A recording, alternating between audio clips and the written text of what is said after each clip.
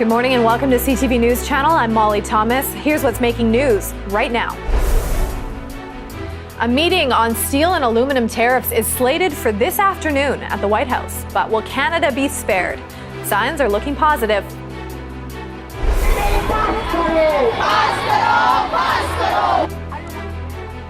Marching in support of equality and speaking out against sexual abuse. People around the world are marking International Women's Day. An Ontario family considers legal action against a hospital after a 24-year-old new mom dies of a strep A infection just days after giving birth.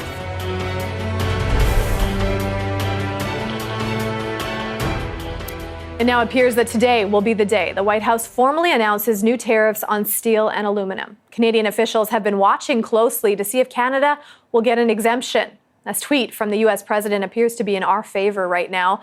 Donald Trump says, looking forward to 3:30 p.m. meeting today at the White House. We have to protect and build our steel and aluminum industries, while at the same time showing great flexibility and cooperation towards those that are real friends and treat us fairly on both trade and the military.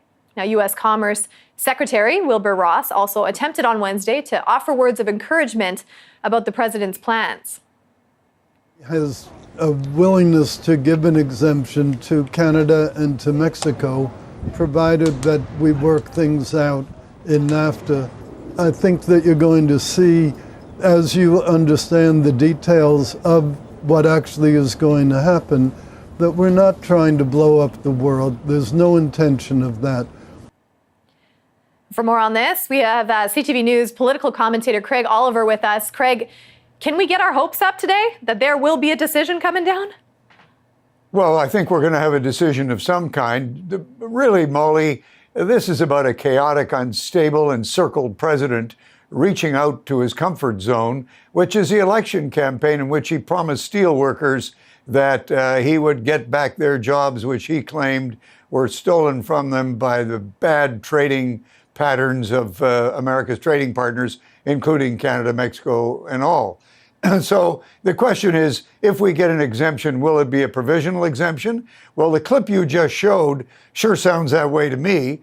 We had one of the top trade officials, the Commerce Secretary, saying, in effect, that this would be, it sounds to me what he's saying, this will be dependent on whether or not we can get a deal at NAFTA. So that sounds like a provisional exemption to me, not the kind of exemption, the permanent exemption the Canadians want.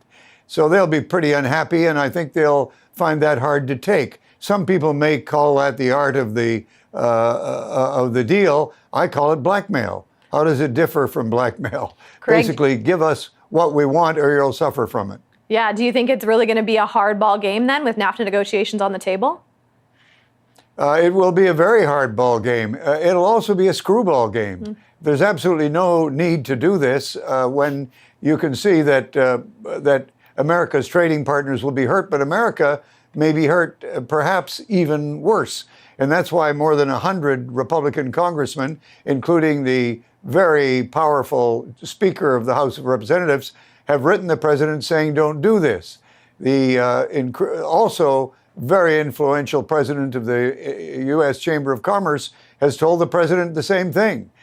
You may, without intending to, ignite a global trade war. So the president has lots of warnings. Our prime minister phoned him, I think it was yesterday, and said, don't do this, explained why it would hurt Canada badly and also hurt the United States. The prime minister says he thinks that may have had something to do with softening the position of the president. Frankly, I think far more has been the onrush of opposition from Republicans telling the president, don't make this mistake. Craig, how much do you think our leaders, our prime minister, our foreign affairs minister, our diplomats, in terms of them trying to change the decision here, how much of their weight actually lends into the actual final decision? Well, I think what they've succeeded in doing very successfully is making this issue tied to Canada really high profile.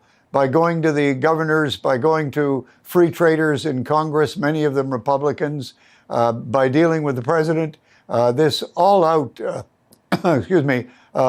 all sides effort that the government has made is now, I think, paying off for them in a way that they had hoped for. CTV News political commentator Craig Oliver, great to speak with you. And you. Well, the White House is responding to that lawsuit filed by Stormy Daniels, the adult film star who claims she had an affair with Trump more than a decade ago. Now, her lawyer says the president must have known about the payout to keep her quiet. ABC's Tom Lamis has the latest. This morning, new details about President Trump's legal fight with porn star Stormy Daniels. The president's longtime personal attorney, Michael Cohen, obtaining a temporary restraining order against Daniels from an arbitrator, trying to silence her to not disclose confidential information about an alleged affair with the president. Did your client, Stormy Daniels, have sex with President Trump? Yes. There's no doubt about that.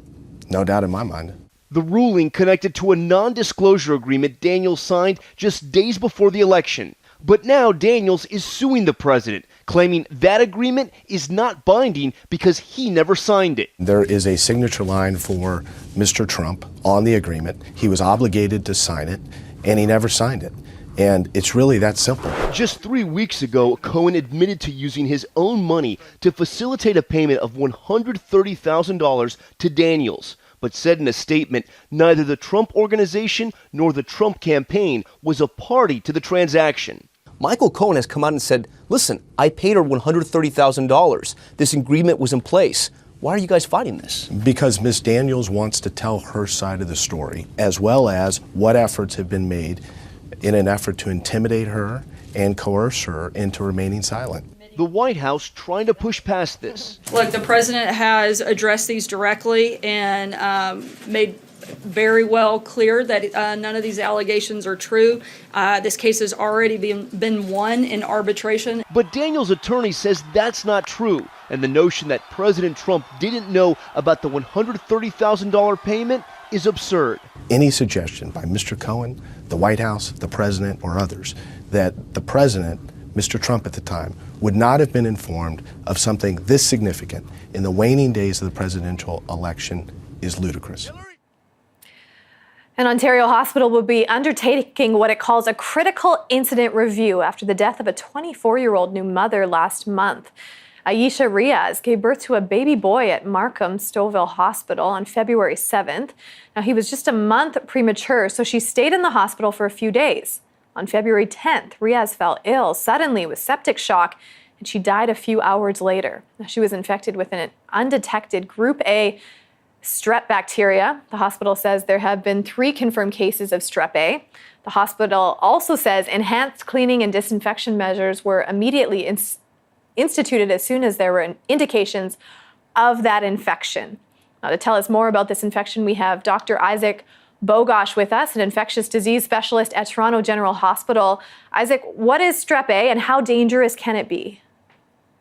So Group A streptococcus, as you point out, is a bacterial infection.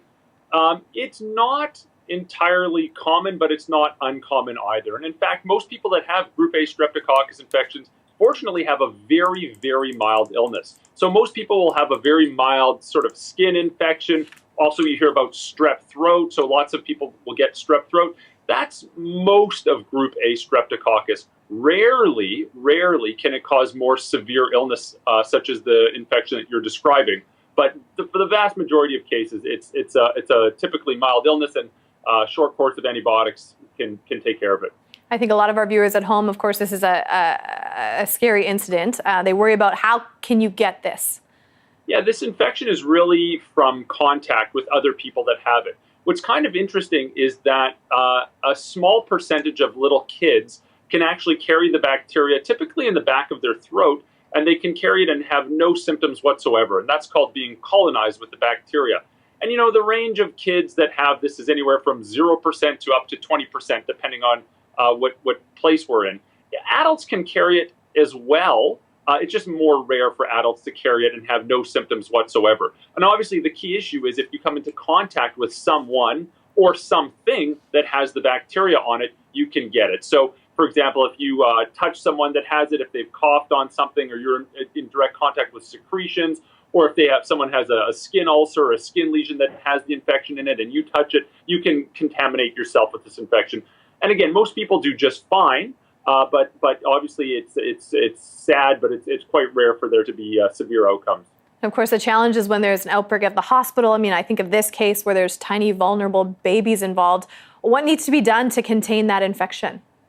Whenever there's outbreaks of Group A strep, and they happen from time to time, it's really a matter of hygiene and sanitation. So, for example, also in London, Ontario, and recently there was a big outbreak of Group A streptococcus, and mainly this was amongst homeless or underhoused individuals or people that were sharing injection drug paraphernalia.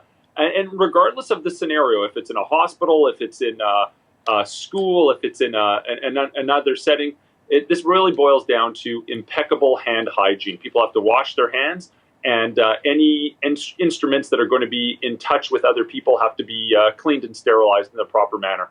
All right, Dr. Isaac Bogosh, an infectious disease specialist at Toronto General Hospital. Thank you for your time. Be well. Thank you. Still ahead, the Raptors reach another milestone. And on the run, Siakam. The Gazelle at the other end. Pascal on the mark. This guy is Canada's NBA team wins a thriller in overtime. We'll tell you why this victory is so special. It's coming up next. And Lowry, the second chance for him. DeRozan.